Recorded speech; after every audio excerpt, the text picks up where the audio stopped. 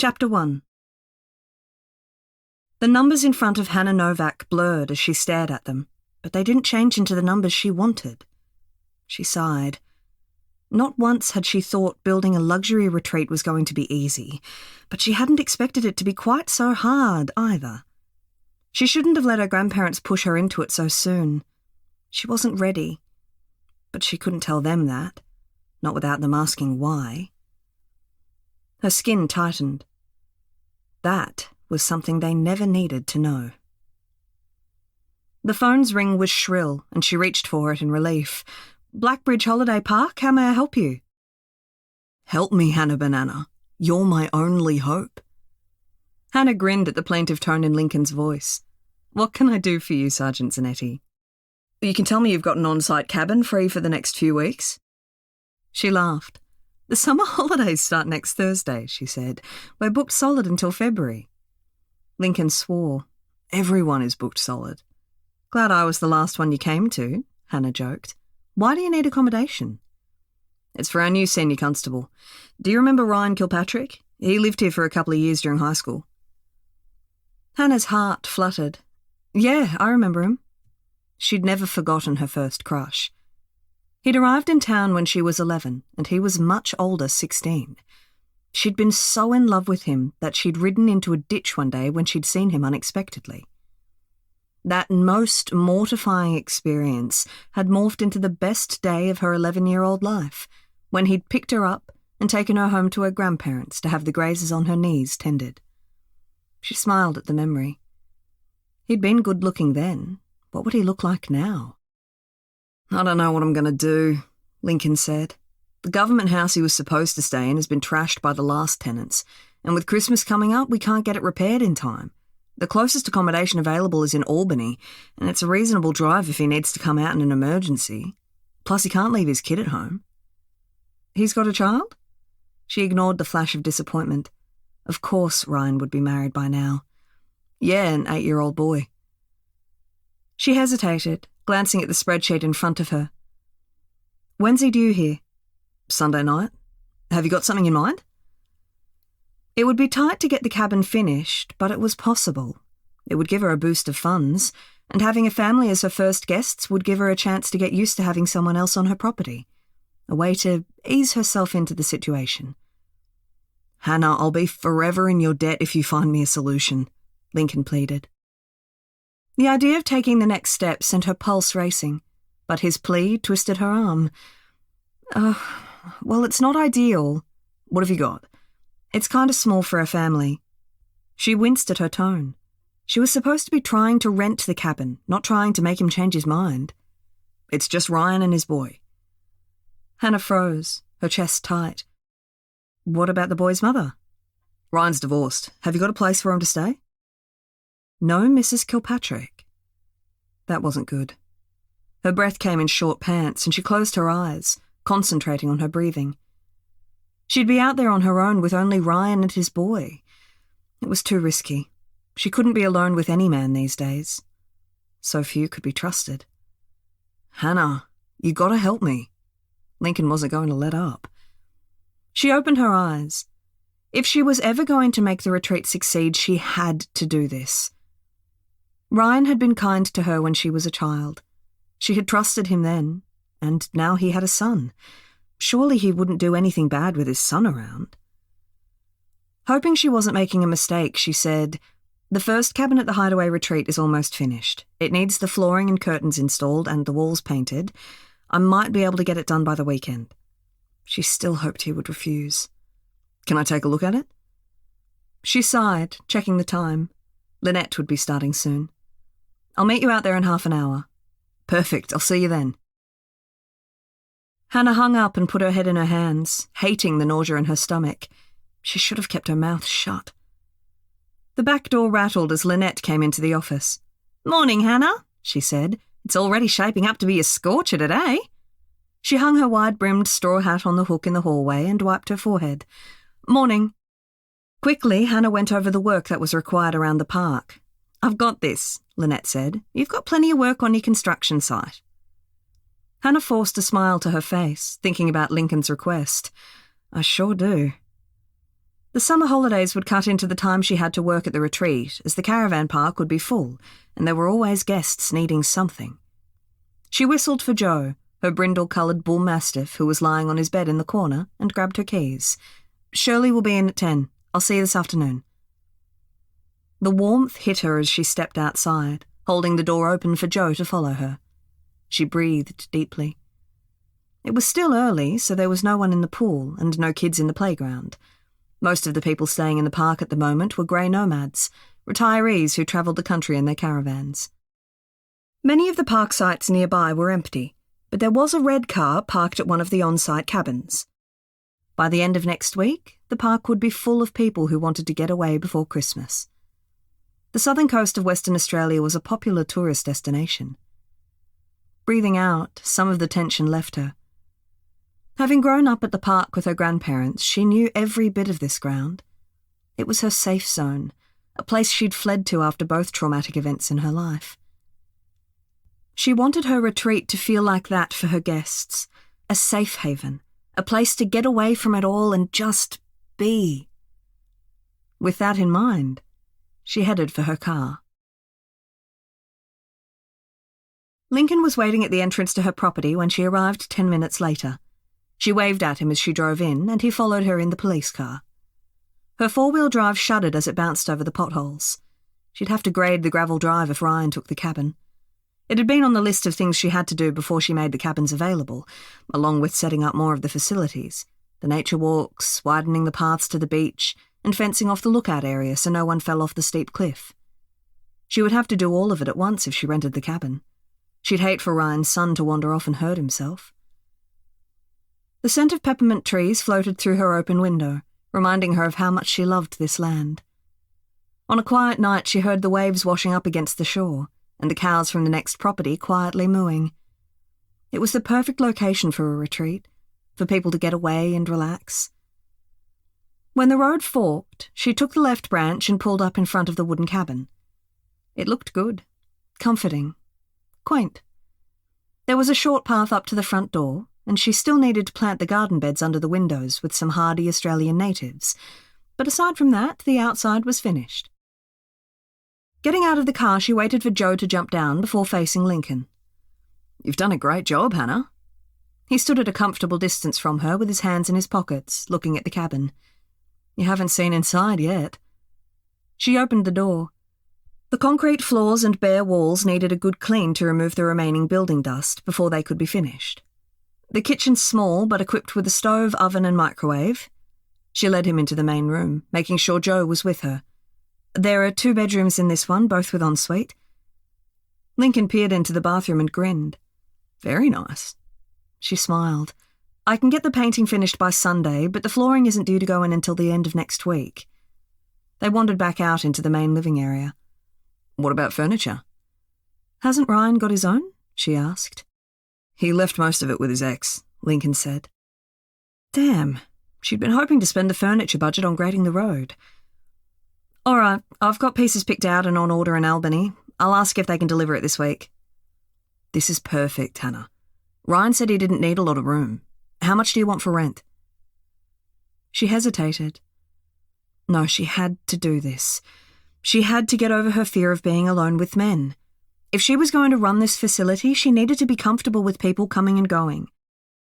Though her target market were couples and groups, there were sure to be times when singles came to stay. Still, she added a little more to the price than she needed, in the hope Lincoln might refuse. "That's perfect," Lincoln said as they walked back out to the police car. "I finish work at 5. I'll come around and help you paint." "Oh, no, you don't have to. You're doing me a huge favour here. I'll rustle up a few more people to help and we'll be done in no time." He got into the car and drove off before Hannah thought of some way to dissuade him. "You'll be fine," she told herself. "It's Lincoln, and if he brings others, it'll get done twice as fast. You're safe here." Joe nudged her hand and licked it. She had Joe to protect her as well. Joe was a complete softie, but a great deterrent. Arguments tended to end pretty quickly with him by her side. Everything would be all right. She just wished the tightness in her chest would ease. Ryan Kilpatrick pulled into the Zanetti property early in the afternoon on Sunday. The driveway was lined with towering eucalyptus trees that shaded the road from the hot summer sun. The cheese factory off to the right was a large silver building that reflected the sun's light, and the little shop next to it was a quaint rammed earth building with outdoor seating and a small playground for children. As he rounded a bend in the road, the farmhouse came into view.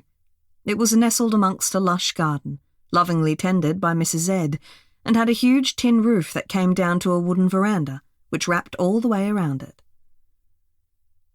"Are we going to live here?" Felix asked, the hope in his voice clear as he peered out the window at the farmhouse and surrounding land. "No, mate, this is Lincoln's parents' place.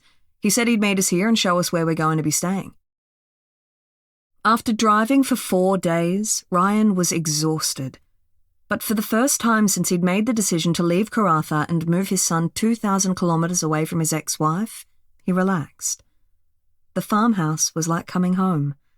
It was the only place where he'd ever felt he belonged. The tension eased out of his shoulders. "There are so many trees." "Sure are." It was vastly different from the red dust of the Pilbara, the only landscape Felix had known. It had been an amazing car trip south, as Felix had exclaimed over every new thing he saw. A couple of dogs came racing out from around the side of the house, and they were followed by a tall, dark-haired man. Ryan grinned. "There's Lincoln. Let's get out." Felix scrambled out of the car and ran over to the 2 dogs, patting them enthusiastically. Perhaps when they were finally settled, he could get Felix a dog. Paula had always hated them.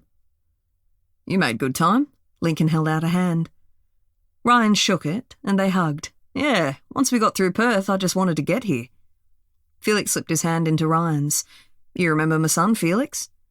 "The last time I saw you, you were about this big," Lincoln said, holding his hand to his thigh.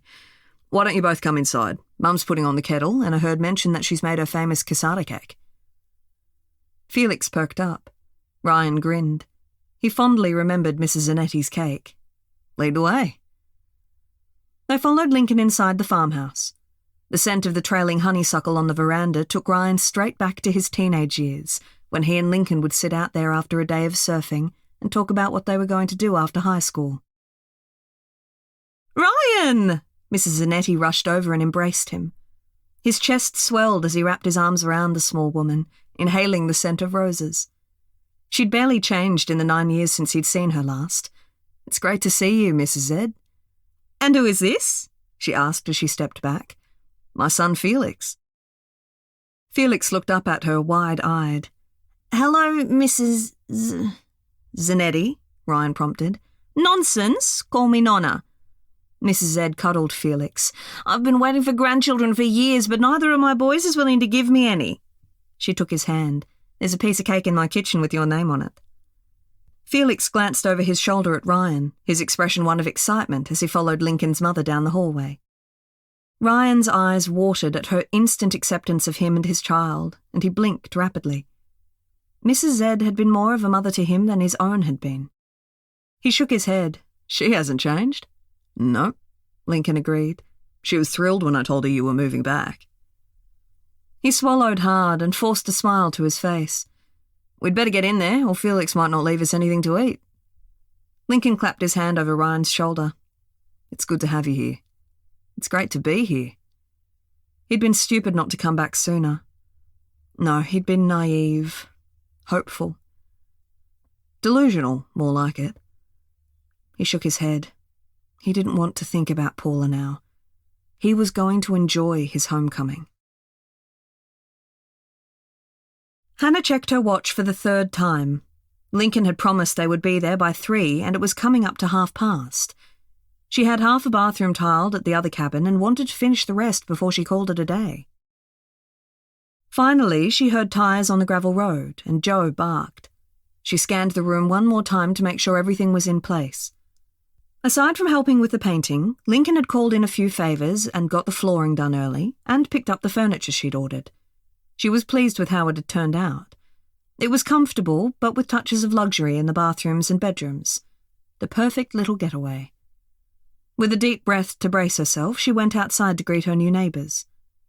The white 4-wheel drive that pulled up was covered in a film of red dust. There was a winch on the front that meant business, and a heavy-duty roof rack on the top full of containers. Ryan climbed out of the driver's side and her stomach flipped. He had definitely improved with age.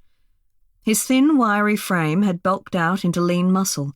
His skin was brown from the summer sun, and his short brown hair was trimmed neatly. He smiled at her, and it was the same as she remembered. Slow and sweet. Ignoring her rapidly beating heart, she held out a hand. "Welcome, Ryan. I'm Hannah." His hazel eyes had mesmerized her when she was 11, but there was no recognition now. Not that she had expected him to remember her. She'd been so much younger than him. "Nice to meet you." His grip was strong, firm, and he held on a little too long. Nerves flooded her body, swamping the attraction.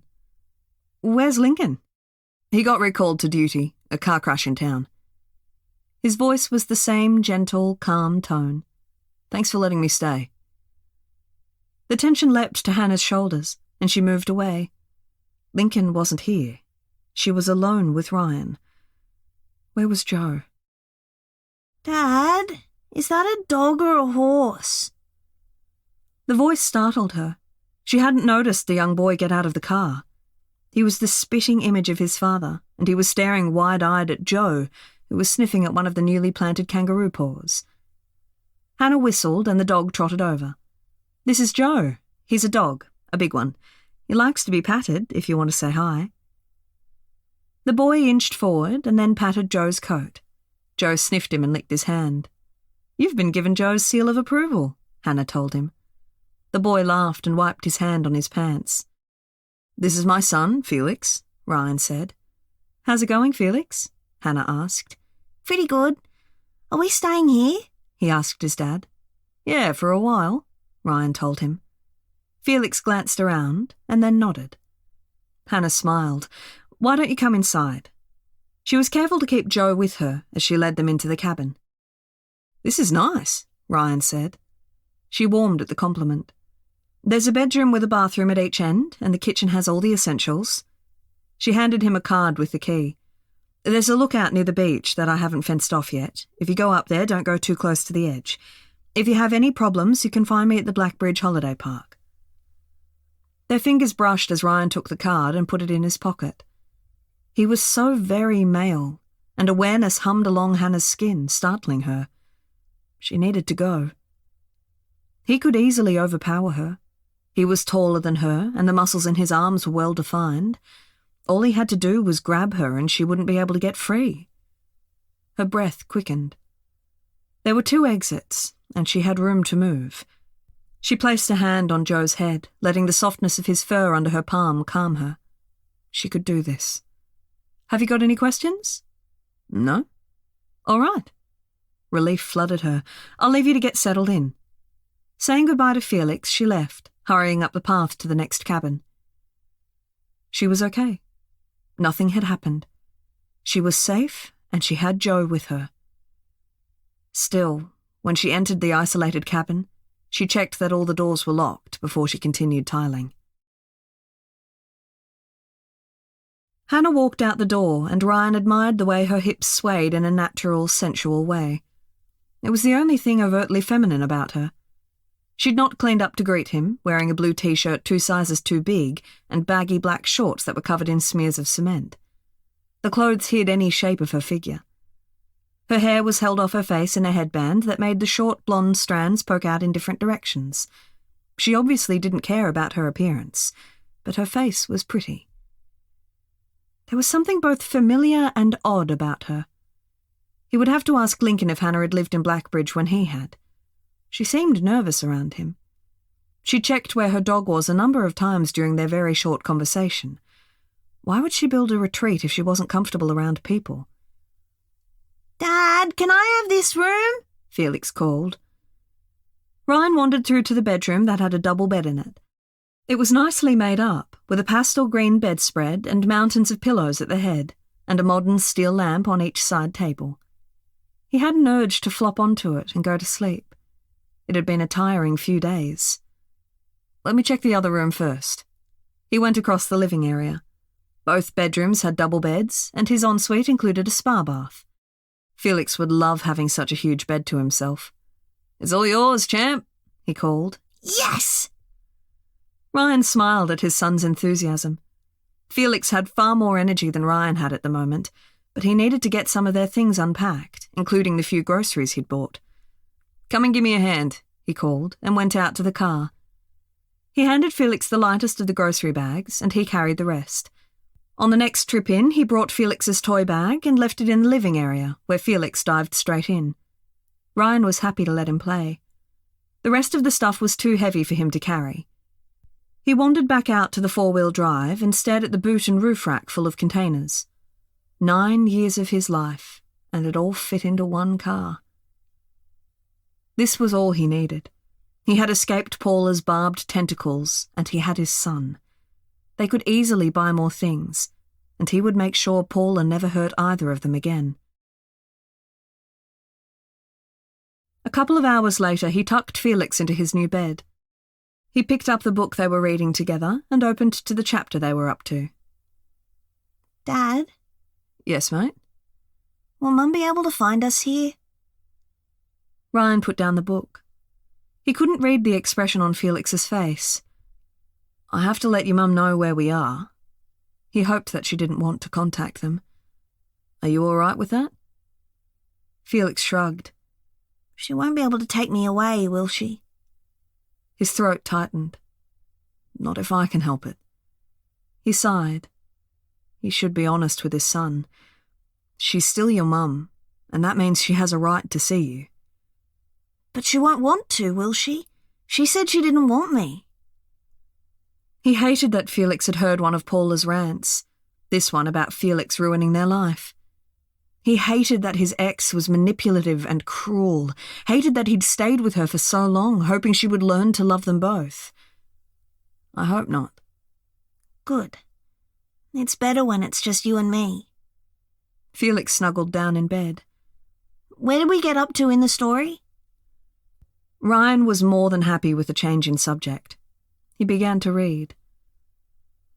Later, after he'd switched off the light in Felix's bedroom, he grabbed a beer from the fridge and went outside to sit on the narrow veranda. The light was beginning to fade, and something moved in the bushes. As his eyes adjusted, he spotted a kangaroo grazing. He debated waking Felix, but there were likely to be other days when they would see them. He relished the scent of eucalyptus and dirt. He was here. After 6 months of planning and 4 days of driving, he was finally back in Blackbridge. The town was as he remembered it, and the Zanettis had welcomed both him and Felix the same way as they'd welcomed him a decade earlier. This was a place of family, of community, and he'd wanted to return years ago. But Paula hadn't wanted to leave Karratha. He scowled. He'd wasted too much of his life on his ex already. Still, he couldn't ignore the ache in his heart. He'd failed at the one thing he wanted desperately to be good at: being a family. He'd wanted Felix to have the security, support, and love he'd never had growing up. But it hadn't worked. Paula had only cared for herself. Ryan sipped his beer as he forced his thoughts elsewhere. He'd be starting work tomorrow, and Mrs. Z had agreed to take care of Felix during the school holidays. Felix would adore playing on the small hobby farm, and Mrs. Z had promised to introduce him to kids his own age, so that when he started school next year, he'd have some friends. He'd made the right decision, bringing Felix here. He was almost positive of it. Paula had become increasingly manipulative, making threats and accusations that made Ryan worry about her mental health, but he hadn't been able to convince her to seek help. Now she was too far away to hurt either of them. Felix needed a more stable influence in his life, and Ryan could give him that in Blackbridge. Here, he had the Zanettis for support and a decent work roster so he'd be available when Felix needed him. He would be able to make it work. This would be good for Felix. He hoped. As he played with the label on his beer bottle, the gravel crunched in front of the cabin. They were a good 10 minutes' drive out of town, so it could only be Hannah. Still, he got to his feet to check. He walked around the cabin as Hannah and her dog passed. "Finished for the night?" he called. Hannah shrieked and whirled as Joe let out a low growl. Ryan held up his hands. Sorry, didn't mean to startle you. Hannah put a hand on her dog, and he continued to growl. Did you need something? No, I heard footsteps and was checking it out. Oh, well, I've finished at the next cabin over and I'm heading home. You walking back to town? No. She hesitated before she added, I've got a place on the property. He hadn't noticed any other cabins on the drive-in, though he couldn't see the cabin she'd been working on either. It was as if they were in the middle of nowhere, on their own private property. Did you need a lift? No. She took a step back and stuttered. It's a nice night for a walk. I'll see you later. Without waiting for a response, she hurried away, almost at a jog, checking over her shoulder before she disappeared from view. What was wrong with her? She seemed almost scared of him. It made no sense. He had done nothing to threaten her, and he was a police officer. Did she have something to hide?